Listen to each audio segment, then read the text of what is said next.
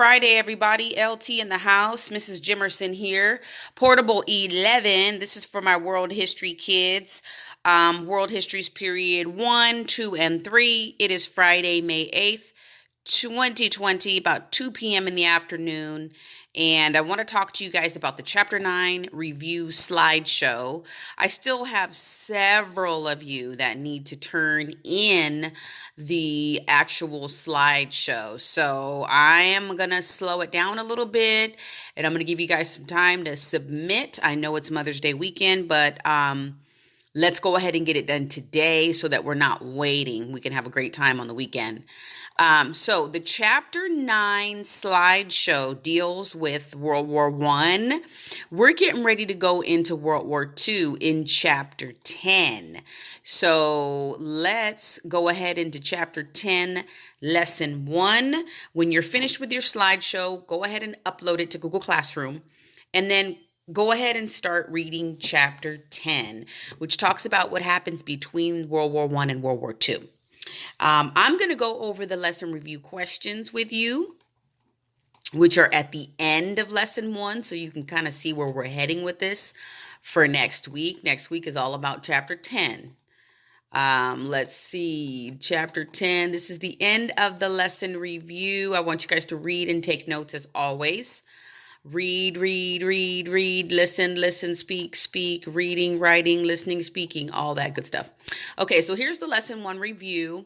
I'm going to go over these questions and give you the answers to everything except for number 5, and 6, because you have to write those on your own.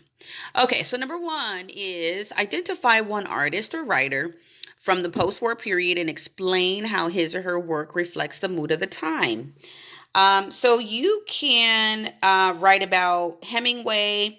He wrote something called The Sun Also Rises, and it tells the story of individuals damaged by the human loss of World War I.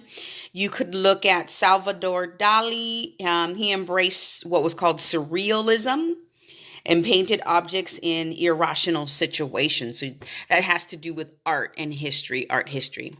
Number 2. How did World War I change the physical landscape of Europe, and how could that change have contributed to the Depression? Okay, so we're talking about history and the economy. All right, so bombs, grenades, tanks, and trenches changed the physical landscape of Europe. After the war, fields would need to be replowed, train tracks rebuilt, and so on, before the farmers could use the land again to grow food. Number 3. The Great Depression economically overwhelmed an already exhausted continent. What might have occurred differently if the Great Depression did not happen? All right, so your answer is, had the Great Depression not happened, people might have maintained their faith in democracy rather than turning to authoritarian leaders. Okay, number 4. What economic problems were brought about by the Great Depression? How did these problems lead people to accept authoritarian governments? You should write about how the Great Depression, there was inflation and unemployment. People were faced with unsure futures and material insecurity. They wanted solutions, even if the solutions meant losing some freedom and political repression. So basically, people are looking for something to believe in. They're looking for strong leaders. They're looking for heroes. They're looking for people who can make promises to them for stability, because the world was basically crumbling apart.